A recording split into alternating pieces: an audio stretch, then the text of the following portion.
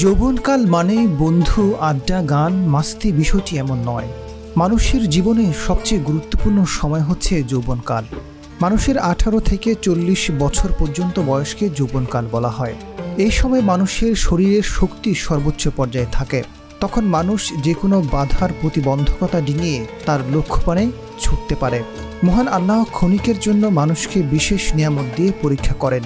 যারা তাতে উত্তীর্ণ হবে তারাই সফল, আর যারা তা অবহেলা করবে তারা চির ব্যর্থ। মানুষ যখন 50-60-এর ঊর্ধ্বে যখন পৌঁছে যায় তখন মানুষ সালাতমুখী হয়, মসজিদমুখী হয়।